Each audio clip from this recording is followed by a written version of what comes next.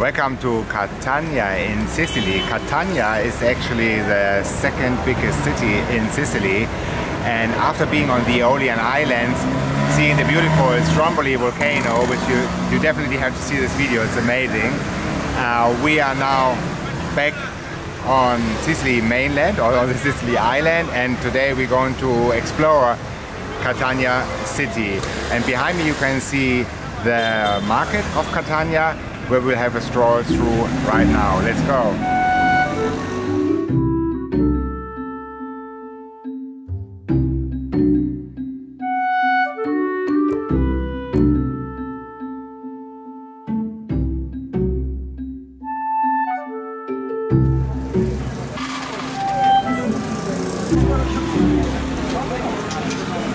And the fish market in Catania is taking place every day except Sundays, and you should get up at least one day quite early in the morning to see all these amazing different varieties of fish which you can buy here. And you just see it right behind me here. This is all caught locally here in the Mediterranean Sea, and super fresh. So if you have an Airbnb, or it's maybe worth considering taking an Airbnb, so you can have buy your own fish, buy your own fruits or veggies, and prepare it at your home in your kitchen. We will put a link down in the video description where you can get an Airbnb for less.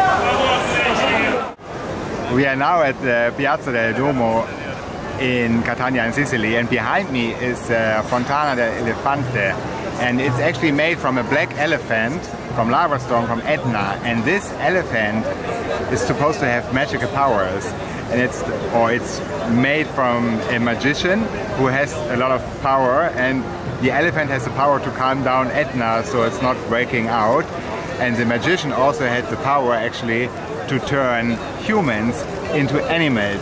So who knows who this elephant actually is. Catania is actually a little bit more calm city compared, for example, to Palermo, which is much more vibrant and maybe also a little bit more hipstery, more little bars where you can drink cocktails, eat more street food. Catania is more sleepy and relaxed, especially when you go to a restaurant or to a bar and you order something. Very often you have to wait a very long time to get your order. Now we are going into the beautiful Duomo.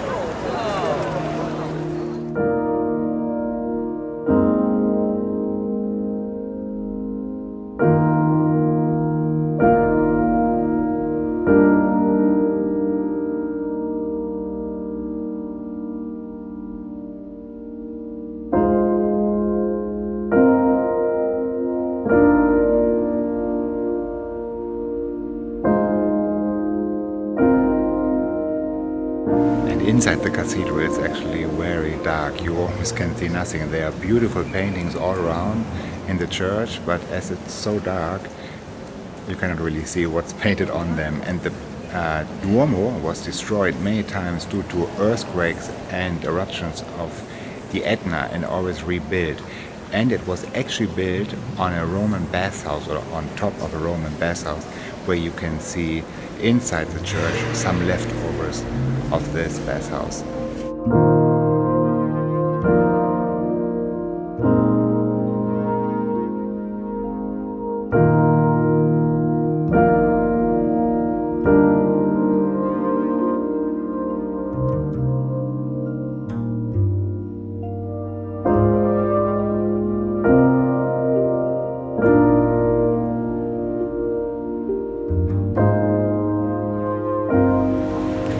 here on via Kochi Ferry.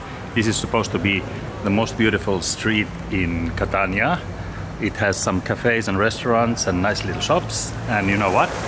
It starts raining again.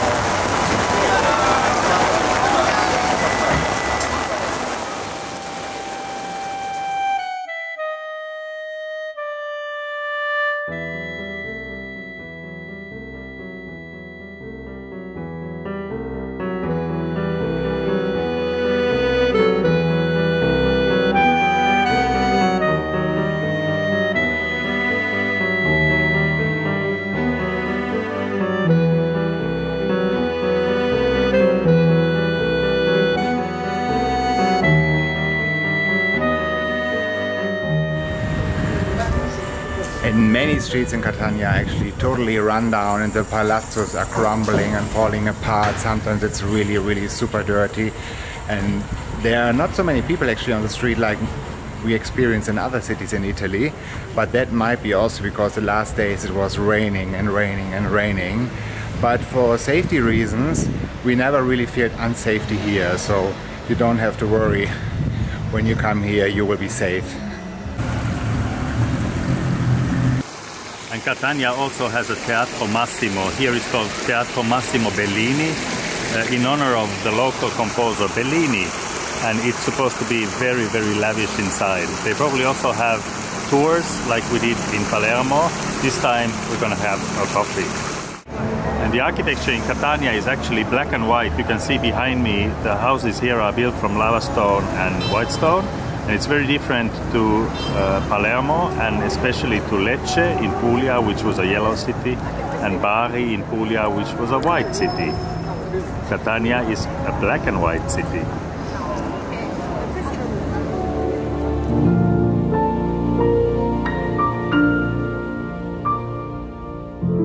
We are now in the church of St. Nicholas Arena in Catania, and actually this is a Benedictine church which has never been finished. It's an amazing cathedral, and a few architects have tried to finish this church. And the Benedictine Convento was, or the Benedictine Cloister was first on the hill of Etna, but then the Etna erupted and the monks had to flee and come to Catania town, and then they started to build this new church. But then the Etna erupted again and the lava hit the town, and somehow this church was never finished. And it's really a funny feeling to be in this massive cathedral where there's nothing inside except a few beautiful paintings, of course, and crazy marble art, but that's it. Right next to the church is the Monasterio De Benedictine Ii, and it's actually a huge convent. Today it's not used for monks anymore, it's used as part of the university, and there's also a big library inside, and it's open to public. You can come inside, walk around here, chill in the beautiful garden. There's a beautiful little palazzo in the center of the garden where you can sit like the two people down there and give kisses to each other, enjoy the day.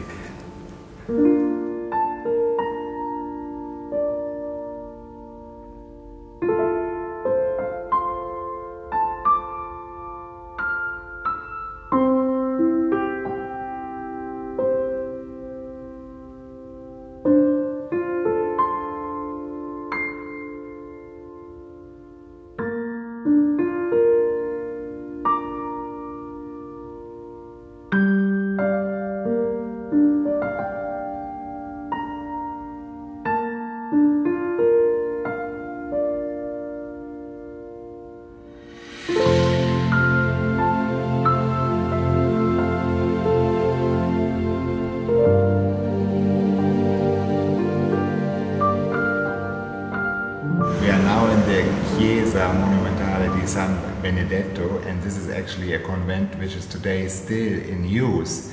I took a snippet from the nun which was preparing the altar for probably the next worship.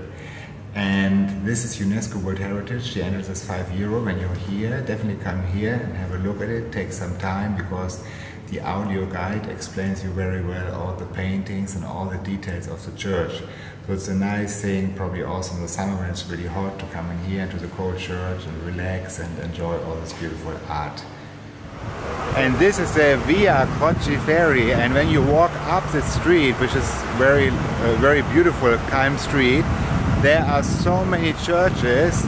It's crazy, Baroque churches, one after the other, or one next to the other. And many cafes and restaurants also. Very good. This reminds me actually that we should have a little snack and eat something. Let's see what we will find. We are now in the restaurant Presti Pino, and actually it's a perfect lunch space because you can have all these different delicious homemade pastas here. I took this one. This is a ragu.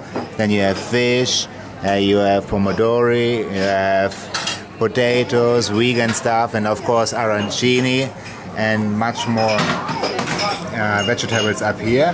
And you just say what you want, or if you want to mix to this lovely gentleman, and then he's heating it up. And then you go outside on the Piazza del Duomo, where our trip started today, and wait for your food. And do some social media, I guess. Yeah, I'm trying to learn. Drink. Acqua frizzante. Due. Sì. Perché sono piccole. You need mezzo e mezzo. And as we are leaving Italy tonight, we cannot leave without having the last pasta lunch. In a typical restaurant that serves pasta in kilo, and I took some sugo pasta on the oven and some pomodoro pasta, and this is supposed to be really good. And I have ragu with aubergines. Yummy, yummy, yummy. I think we're gonna sleep later on the plane. This was our day in Catania with a little bit of sunshine today. We will leave soon and go to the airport, and the next vlog will come from another continent for you. Thank you for watching. Follow us on Facebook and talk to us in the comments. See you soon. Bye. And this is the Fontana dell'Elefanta behind Elefante. And Catania is typical. No. Chiesa monumentale di San Benedetto. We are now in the Chiesa San Monumentale di Benedetto. Chiesa monumentale Di San Benedetto. We are now in the Chiesa San Monumentale di San Benedetto. I hope I said it right. No.